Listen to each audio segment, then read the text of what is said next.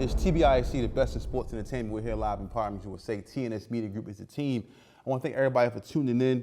What's going on with you, Mr. Jackson? What's up, man? Good morning, man. I'm feeling good today. I'm trying to get to this game. Yeah, okay, let's get to it. So we'll jump right into it. So we got the Pacers who will play Game 6 tomorrow versus the Oklahoma City Thunder. The game will be in Indiana. But we have breaking news that Tyrese Halliburton may be a game-time decision. He has been suffering with a lower leg injury. They say it's a calf injury, possibly a pulled calf muscle or strained calf muscle, however you want to say it. They are down currently 3-2 in this series. I already knew the series. I think the series is over. Yeah, you've been saying that. He plays or not. No, not me. But I'm guarantee you, if that man don't play, they cook. Cook they cookies. Yeah, they done. That's the best player on their team. They was done. But I'm not going to agree with what you just said as far as if he did play and if he didn't. No, I'm not going that way. Because when he is playing, you see these people almost took Game 5. Am I lying? Yeah, I mean, it was 8 minutes left. Huh? They came back out down to 4. Okay. Yeah, 2. But the NBA is a game of runs. Yes, it is. You went to the fourth quarter up 16. But you came back. This was 4 minutes left when it was down 2. So it's like it's crunchy now. Now you sitting there looking at it like, in they house in OKC. Them boys. You talking about if he is there or if he ain't there? No, if he is there and he's healthy, because you could be there and still be like a decoy, but you ain't 100%. If he's 100%, man, they have a chance to win this series, man. Win this series? Yes. No. You sitting here talking about you still on that? Win this series. If Halliburton comes back, if he plays in this game and he's 75 to 80%. Before they got to take that day off or whatever for the travel back home or back to the other side or whatever, they can win this series, man. They are fighting these people tooth and nail. They're not going in there and just getting the doors blown off of them. No, it's not going like that. Now, do they need Halliburton? Yes, they do. They need him tremendously. Now, if they doesn't have them, then I agree with your statement by saying they cooked. But all that other stuff, whether he there or not, no, that's a myth. I be calling you, what's up? With them OKC. And you be sitting there talking about, there's only one game, No, we ain't trying to hear none of that. They go in there and get that. Them people was playing good. So we're not going to sit here and try to make it like Indiana is just, they just there. No, they there and they're trying to compete and they're trying to win. So what I'm saying is, if Halliburton plays that game, if he plays and he's 80%, man, they could probably take this to a Game 6, man. Straight up, man. Well, I mean, listen to me when I say this. If I could talk, if I could speak. Yeah, I just be so adamant because you're just so all over the place with this OKC stuff. Rightfully so, because they're proving that they're good. Okay. The only way they have winning this series is if Halliburton plays. I mean, that's the star of their team, Tawfiq. Listen, that's the only chance. But okay, you just said with him or without him. Yeah, hear me out. Okay. The only chance they have to win this series is with a full healthy roster, including Halliburton. Even with that being said, that chance is very, very small, minimum. That chance is like, that chance is like hitting the lottery. He didn't get enough sleep last night, ladies and gentlemen. They will not win this series. If Halliburton doesn't show up, they got the best piece off the field. How you gonna win now? Let me speak my split. Okay. The Oklahoma City Thunder, with that young group, that young core, they are battle tested. Ferocious. Yes. I give you that. They step up. They played fairly well throughout the series. In crunch moments, they came through and won. They won in Indiana. They came back and beat them in OKC. They have all the momentum, and I wouldn't be surprised if they end the series tonight. Thursday night in Indiana, because they have once again they have who? They have Jalen Williams. They have the MVP, and they have a hell of a roster behind them with a supporting cast that's going to put I'm putting it down on the call. Indiana is not stepping to their business, bro. When they healthy, or is this a good finals for you? I'm asking you, Tawfiq, this morning up here on TBIC, the best in sports entertainment. Is this, because you had championships, you be like, this is just a run over. I don't know how that team made it. In your mind, can you sit back and say, okay, this is a pretty good joint right here. Like they fighting. Yeah, or is it a trampoline? No, this is a very, like how you're making it seem like it's just a onslaught. This is not an onslaught to me, but I'm asking you. Let me answer the question. So this is a good series, but it's like a series where you ever been into a fight, like similar, like me and you fight, right? You might think like, all right, you get close to land a couple shots. Right, and you stumble. But I just still keep getting you out of here. No, just keep knocking you out. All right, but that's a good fight. That's just a good fight. That's both opponents came to show up, and that's what we're seeing. Still doesn't equate to a W. I don't care how good they are. It's not going to equate to a W. It's not. I don't care. They need LeBron James. Somebody. No, they do not. They need a healthy Hollenberg to come back if he can get. Let's just say this. Say Hollenberg don't play, right? Yeah. Because with a calf strain, it's not needed with a surgery. This got to heal. This is torn tissue, so it got to heal. And, and time heals it. So, the longer he's out, the more he's healing up. Correct? Correct. Okay, let's say they just go Thursday night, which is Wednesday. He got a day right here, rest, and then he say he don't play Thursday. He got another day, and then all the other day. And Indiana beat them people. No, just say they beat them. Okay. Now you're looking at Game 7. Yeah, in OKC. I don't care what they showed you. They can go in OKC and snatch their tongue out their mouth. Did they not? He's not going to be healthy enough whether he plays at night. But how you know the medical nowadays is not like the medical. These medical staff that's with these teams, they're big time physicians to get the job. You see how, not to change the subject, but how you got ACL tears and professional football dudes that it was guaranteed a year before you come back from that injury. A pectoral tear. It was guaranteed a year before you came back from that injury. Nowadays, with the progress of medicine, therapy, training, everything is speeded up. Dudes go in there and get an ACL tear and come back 4 months later, man, and be playing on the level they was before they tore it. So we're not going to do that, Feet. The medical is extraordinary now in our sport. Right? Would you agree with that? I agree, but a calf strain, like they say, a calf strain, it's just a strain. Depending whether it's a grade 1, grade 2, grade 3, which would be the most severe case, it's a few days to several months for full recovery. So he's not going to be 100%. I mean, nobody's 100% in the playoffs. I'm not saying, let's be clear, especially in the finals. Nobody's 100%. Right. But right now, he doesn't really have time to take off, really. I mean, I think game 6 is tomorrow night. Right. And I believe game 7 is going to be on maybe Saturday or Sunday. Okay. So you telling me there ain't enough days for adequate rest? A calf strain. They can't lose. You got to. It's over. They're down 3-2. Yeah. If they lose, it's finito. So he has to play. So he can say, I'm not going to play game 6, but there's a chance you're going to lose without your best player. Now he didn't even show up in game 5, and it was a close. Well, they ended up losing late, but he didn't show up in that game. I don't think he even made a field goal in that game. But his presence on the floor makes a total difference because he is a threat to shoot a 3 ball, so forth and so on. So you got to play defense. Now him not being there, it's no threat. It's going to change the whole dynamic of the game. Yeah, it is, because now they ain't got to worry about him, and whoever else they putting in to replace him is not as good as him. Yeah, so now they're going to put in TJ McConnell, and they're going to put him in. So would you say this, Toffee? Not to cut you off. Let's just say he don't play. Okay. And they lose. It's over. Okay, it's over. It's definitely over, but can they hang their head on an excuse? That's what I want to ask you. I mean, excuses don't make no sense. But you know how, I like to refer to football, ladies and gentlemen, but that's like Tom Brady playing the sport. Tom Brady has made it to this AFC championship game, got knocked out the game, concussion. They saying he's not going to be available for the Super Bowl.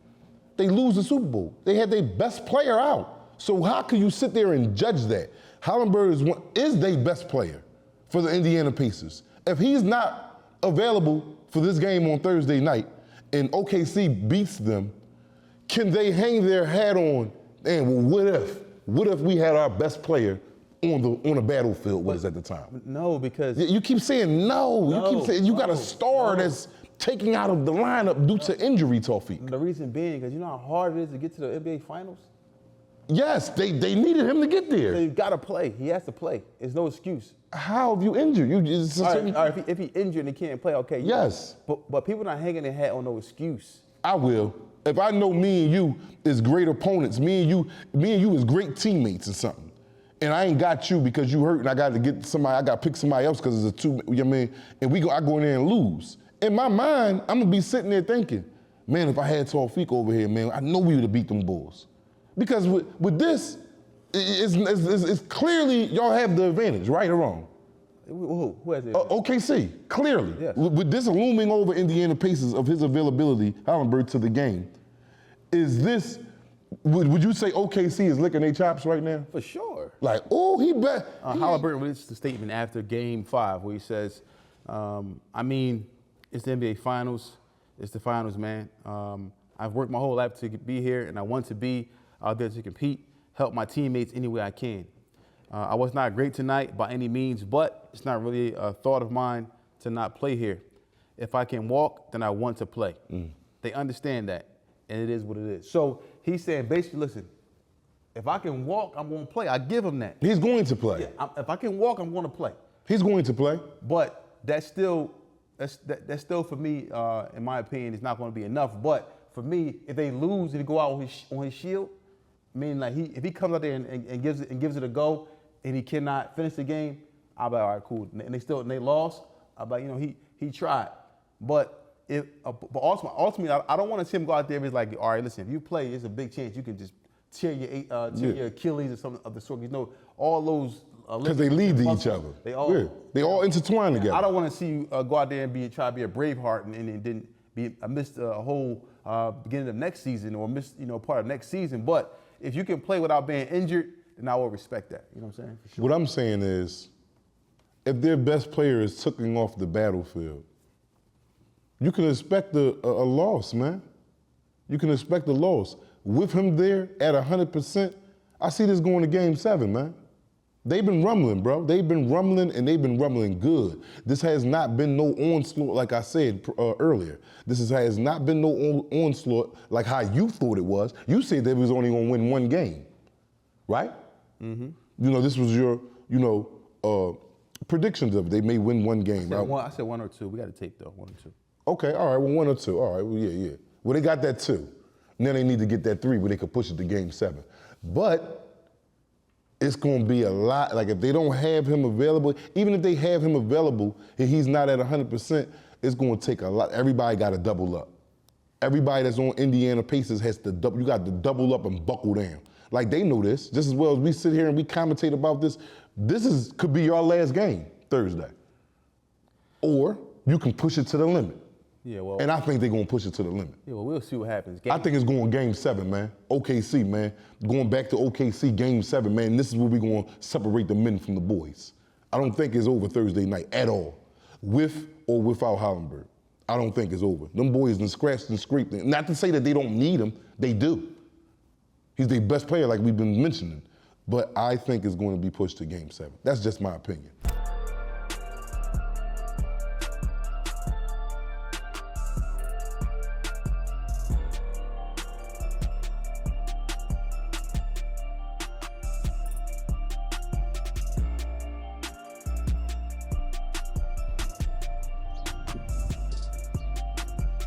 It's Tbise, the best in sports entertainment, walking everybody back to the show.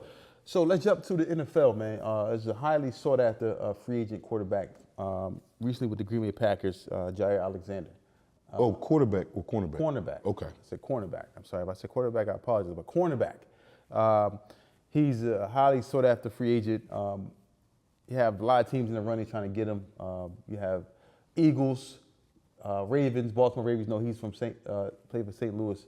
So, Lamar Jackson has reached out to him and said, "Hey, listen, I want to get you over here up in Baltimore." Also making a statement that he wanted the GM to go after him. This is Lamar being vocal. Yeah, being vocal, Lamar. Now you look at this. We have these two teams. We'll just talk about these two teams. I mean, because he's a top 100. He's in the top. I'll say top 30 NFL player. Oh, but you have what two teams? Two. We talk about the Eagles and the Ravens, who have been very vocal in their, The Eagles been vocal too of trying to acquire him. Players have been very vocal. You had Shady McCoy speak about it. You have, even people that are part of the organization have spoke about acquiring such a talent. Now you have, this player out here. Right. Let's speak about for the Eagles. Eagles defense is already stacked. Ferocious. Already there. But you still need. Not to cut you off, Tawfiq, you still need what departed, and that's Slay? No, not Slay. Gardner? Yes, and how Gardner bought, his energy was just contagious. You need that vocal, not just the physical, he out there making tackles, because that's what my man is. what's my man? Damn, Carter. Yeah. Carter is fit, but he's not vocal. Carter is going to go out there and get it done and show you his play. Gardner Johnson, he talking trash. He getting the best player on offense on the other side of the team, and this is what this boy Alexander do. He talks trash and he talks. I'm watching highlights of him and like different little. I'm talking about he's on that sideline running his mouth. He's on that field busting people like he hitting them, and then he's talking trash. And he putting the strap, the seatbelts on. Yeah, exactly. Like he's real. He's not. I don't want to say animated. He's real. He's all the way in tuned in the game. Yeah. Or like if he was to lose, he'd probably cry. Because this is how emotionally not detached, but attached he is to the game.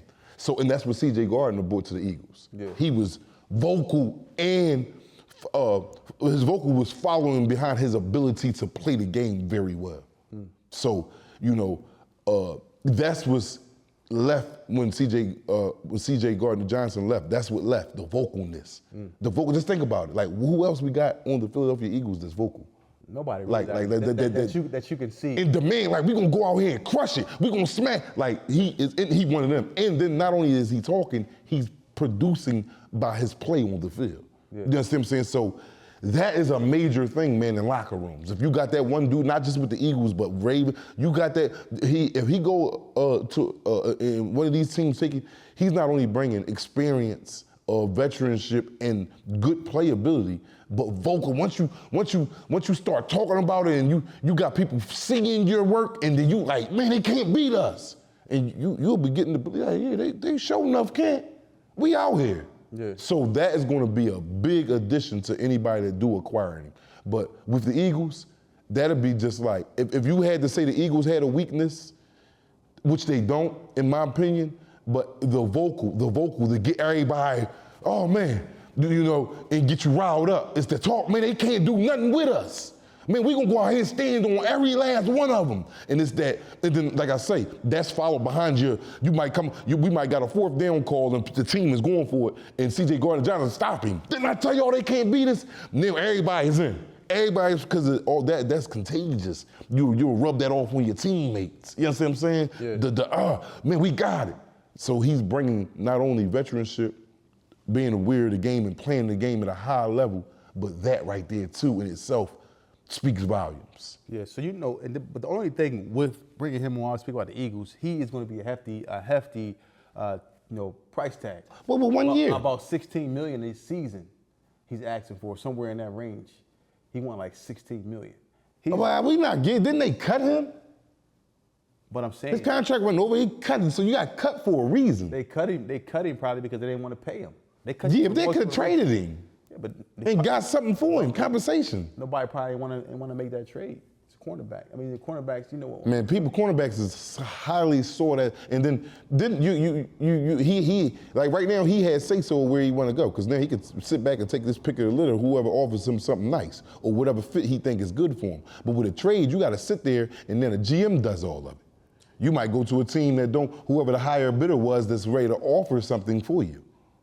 So with that being said, I think he's in a position of power right now because he's been cut. But my thing is, if you really all that good, why are you cut? Why are you cut? Like say Carter, they're not going to just cut Carter to Eagles. You never know. At the end of his career, if he played 12, 13, 14 years with us. But they probably couldn't. They probably couldn't find a trade partner that was going to take on that salary. So now he's asking for a bag. He's asking for an astronomical 16. A bag. Who getting that in the league? But I'm saying he's probably put the price tag up, but he probably has a ceiling and a floor. Yeah. So he's probably saying, look, and then the Eagles might come at him and look, man, we can give you this and give you that, and you're gonna play with boom, boom, boom, boom, boom. We just want to and a bunch of citizens. We got Hurts, we got Barkley, we got Carter, we got Brown, Quinyon Mitchell, we got we got him, we got this. You put him back there with Quinyon Mitchell, Blankenship, and man, you got a squad to put him around. So now the selling point is Cooper DeJean. Cooper DeJean, you ain't gotta do it all by yourself. You got all this right here. And now you got free range to do because everybody can't key in on you. Yeah. They ain't gotta say, man, we not throwing to his side because he a lockdown corner. We gonna go over here. No, when you got this is starting to look a little bit like the Legion of Boom to me. Now, maybe I'm jumping out there, maybe I'm not, but this is just my opinion. I'm talking about the Eagles' backfield. And we ain't talking about the line and none of that. We're talking about the secondary. We're talking about safeties and corners. Man, if they can get that boy in there, Alexander, man, I think, and then how old is he? He's not really old, is he? He's not, he's not really that old at all, man. But late 20s? Yeah, he's still young, man. He's still young. But what I'm saying to you is, he was in Wichita for 7 seasons. Right? Okay, 7 seasons. So he, in football life, that's getting old. Yeah, but he's still young, man. He's a kid, man. He's a kid, man. You know, if you look at this kid, though, right? Right. And you look at what he's done in the NFL, he's, you know, I know he was saying, like, hey, listen, I'm not getting that many targets. Nobody throw the ball on his side. So therefore, you know, he's saying, like, man, I can't really be as productive because I'm not getting the ball thrown over there. You see, but that's the thing about a corner. You're not going to be as productive if you're a dominant cornerback. Ain't nobody going to throw to your side. So you just out there just running up and down the field. You're exercising basically all day. Yeah, but he's... You know, that's contribute to you if you're not getting that ball thrown your way. It's not like you're a receiver, you're a defender. If no one is throwing the ball to the receiver that you're guarding, that tells you that they're scared. Yeah, he has a career. This guy, man, this guy is always attractive to be. I would hate to see him, I would rather see him go over to the Ravens? To the Ravens. Over in the AFC. Than to be over here. In that NFC. Because, you know, we got history with him. You know, he picked, which called off last year? He picked up Hurts last year. We knocked him out the playoffs, but he did pick Hurts off. Yeah, we definitely got history with him. A.J. Brown used him like a toy. A toy. He scored on him, but he also... I'm talking about big boy scores. Yeah. Multiple times in one game. A.J. Brown, I think that's his son. That may be A.J. Brown's biological son. Yes. He was out there schooling that boy, so we ain't going, you know, I'm going to give him his flowers. You good, but don't play. Don't play. You know Big Brown, A.J. Brown. Don't play, Alexander. Now, I ain't going, then you're good. You can lock stuff there, but you know Brown. You know who, I get to talk about Brown and the room get quiet. We ain't going to do that now, feet. Yeah, but what I'm saying is... Man, Brown, I was watching Brown, he was getting up off the ground just shaking his head like, he didn't know if he was in front of him, in the back of him. Don't play. It's a guy named Brown out there. So beware where you may want to pick to go. Don't act crazy now. We can use you. You're a great talent, magnificent talent. But we don't need you either. You go ahead and get on over there and come see us. And that's just it. Well, I would rather have him on the roster. Yeah, I'm not saying I wouldn't rather have him. I would love to have you. Yeah, so this is switch it up because you got it. I get a little emotional right there, man. You brought up a little like he might go somewhere. We ain't tripping about that. We can use him, yes we can. I'm not taking nothing from you again, Alexander. But you know what's over here. You got a taste of it, off mouth full. Quite sure you ain't hungry no time soon. So now, if you hire Roseman and you're the GM, do you take a chance on this? Yes. But it got to make sense for both sides, though. It got to make sense. You see he's putting his price tag up there, what, $16 million annually. I don't know. I think he's biting off a bit too much, but like you said, it's a floor and it's a ceiling. So it's negotiable. But he's already setting the market. Like, all right, cool. Like, if it's something that we can both live and die with, bring him in because he is a tremendous cornerback in this football league. Yeah, so we would love to have you here, in my opinion. But he's just speaking that, hey, you know, A.J. Brown did give you some work. No. A.J. Brown humiliated you. Getting work is one thing. Getting dragged up and down that field is another. Yeah. If you're looking for a career in home care, call Medicare LLC. We have the top pay, PTO, holiday pay, medical, dental, 401k. Call now. That's 215-644-8341. So LeBron James is back in the headlines, speaking about NBA rings, and he's saying that, you know, the ring culture, it's never enough. Meaning, you know, no one is, or the fans or people are never going to be satisfied with the amount of rings you win. You win 5 rings, 6 rings, 7 rings, 8 rings. People are never going to be satisfied. It's never enough. The fans are never going to be never enough. Even if someone was to surpass Michael Jordan, because as we know, Michael Jordan is like the top echelon of NBA basketball. 6 rings, 6 Finals MVPs, you know, amongst other accolades. But LeBron is speaking like, hey, listen, man, it's never going to be enough. People are never going to be satisfied. But why should it be? You got a ring that come out every year when you play for it. I can see if it's like one time only, you win and that's it. Yeah. It's a ring on the goal every year. Well, I should rather say is the goal every year. They got a ring for every year. So why would it be enough? So let me read a statement from LeBron. LeBron said, quote, he says, trying to nitpick an individual because he was not able to win a team game or a team match or whatever the case may be. I don't know where it started, but it's a long conversation, especially when it comes to me individually. James, he just mentioned that on his podcast, and he said it's weird. It's never enough. So what he's saying is people are criticized or ridiculed for not winning championships. No matter how great the player is, he doesn't win a championship. All the ownership of the winning the championship goes on the shoulders, and even if the team loses, it goes on the shoulders. So for me, my opinion is, you play the game to win. That's what I was about to say. It's a team sport. You play this game to win.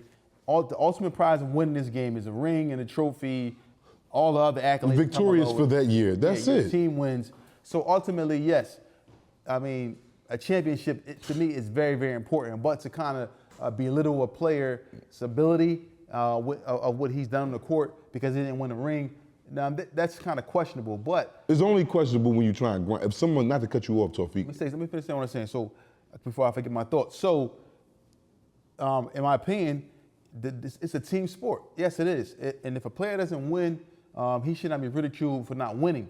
But he should be, praised for what he did on the court ultimately. But I understand why people want to say, all right, you didn't win a championship, you didn't win. So if we're comparing players to who won and who didn't win, then ultimately the player who won a championship, they will be more recognized because they are NBA champion, in my opinion. Yes, that's the goal, to go be a championship team. That's the goal. That's the whole goal in any professional sport. Boxing, you want to knock them out. You want to be victorious. Soccer, you want to make sure you kick more balls in the goal than the other team do. No, I'm duty. Well, yeah, you play the game to win. You come out here, you don't say, all right, well, listen, if I get to, 80 wins out of 100, I'm cool. No, I want a ring and I want a trophy and I want to be able to gloat. Yeah, we are victorious. This is what when you start that season in whatever sport you win, the end result or the end goal should be holding up that trophy and saying, can't nobody beat us. And that's just it. That's sports. Yeah. That's just sports for you. You play it to win and dominate, where you can be better than everybody else that was in that arena with you. Let me ask you a question though. So if a player wins, right, should he be ridiculed for not winning multiple championships? No, once you got one, you're a champion. I'm saying you still go and put on. You have a lot of people that just won one. You only got special ones like Michael Jordan, like you said. How many basketball players did you know got besides Shaq and these players that we talking about is special. Kobe, with the dudes don't be. I'm quite sure what LeBron got with 4. Yeah, 4 rings. Yeah, I'm saying that they're a great play because they won it. They went out there and they got it. But you could name on 2 hands and probably not. There's a lot of players in the league that got this type of accolades from winning championships. Yeah. Everybody don't get it.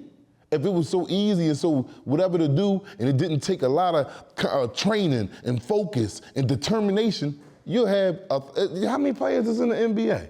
I mean, I don't know. It's a lot. It's probably over 1,000. It's a lot. You know what I'm saying? But here we can only probably barely name 10 people that got over 4 rings. You know what I'm saying? 10 people that got over 4 rings we talking about. So the ones that got over that, these are the ones that's they getting down to the net. But there's nothing wrong with you acquiring one ring. I mean, you got it. It's hard. This is a hard this is hard, man, to go win a championship and then come back and try to get you another one. Man, it's hard, man. It's really not to say it can't be done because we're sitting here talking about with dudes with numerous rings, but it take a special group and a special player to get that done. Yeah, and I agree. So, in my opinion, like I said, championships are very, very important to win. But if a player doesn't accomplish winning a championship, his career should not be looked at as a failure because he may have accomplished other accomplishments. Like, for example, just being able to make it to the NBA. You got to be very good to do that. Yeah, but you got to win, man. You got to win, man. Yeah, you got to win. Allen Iverson. Allen Iverson was one of the greatest basketball players that the Sixers ever seen. He ain't win nothing, though. He's one of the best players the NBA has Oh, seen. okay. We go get even broader. Like you are absolutely correct. Yeah. But what did he win? This is a what did you win for me now league. He won an MVP. We ain't talking about a chip. Chips are us. That's what we talking about, chips. He hasn't won a championship. I guarantee you he'd trade that MVP in for that championship. I agree. So that's what it's about. At the end of the day, it's about chips, man. Chips are us.